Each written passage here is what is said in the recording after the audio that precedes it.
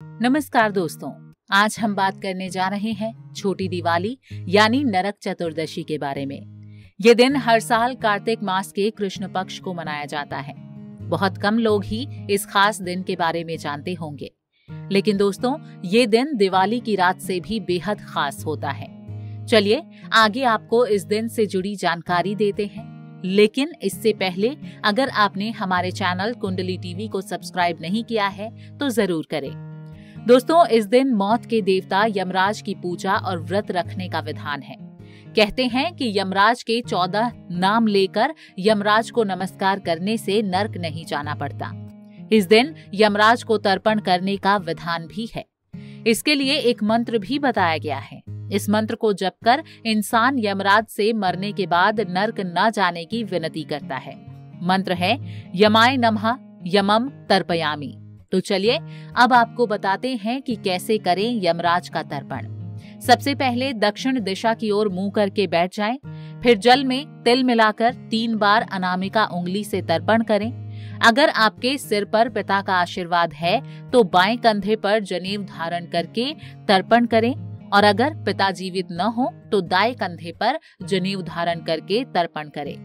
इसके अलावा दोस्तों प्राचीन काल से ही हमारे समाज में इस दिन दीप दान करने की प्रथा है।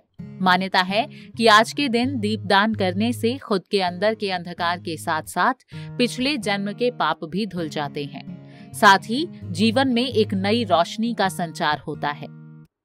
तो वहीं एक और मान्यता भी है। इस दिन जो व्यक्ति सूर्योदय से पहले तिल का तेल जलाकर अपामार्ग, जो कि एक प्रकार का पौधा है जिसे चिंचिटा या लट जीरा भी कहते हैं, इस पेड़ की पत्तियां जल में डालकर स्नान करता है तो उसे यमराज की विशेष कृपा मिलती है। साथ ही नरक जाने से मुक्ति भी मिलती है और सारे पाप नष्ट हो जाते हैं। बता दें कि इस दिन भगवान कृष्ण ने नरकासुर राक्षस का वध किया था, इसलिए चतुर्दशी का नाम नरक चतुर्दशी के नाम पर पड़ा। इस दिन पूजा करने से नरक निवारण का आशीर्वाद मिलता है।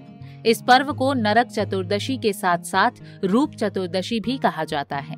तो चलिए आपको बताते हैं इसके पीछे की कहानी।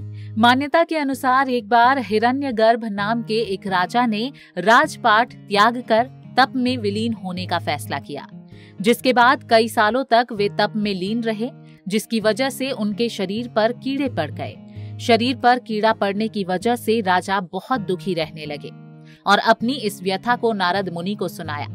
तब नारद मुनि ने राजा को एक उपाय बताया।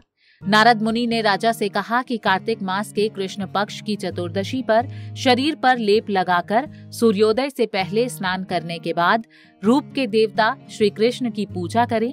ऐसा करने से फिर से सौंदर्य की प्राप्ति होगी। राजा ने नारद के कहे अनुसार वैसा ही किया और ऐसा करने के बाद तो चमत्कार ही हो गया और इस एक उपाय से राजा फिर से रूपवान हो गए। तभी से इस दिन को रूप चतुर्दशी भी कहा जाने लगा।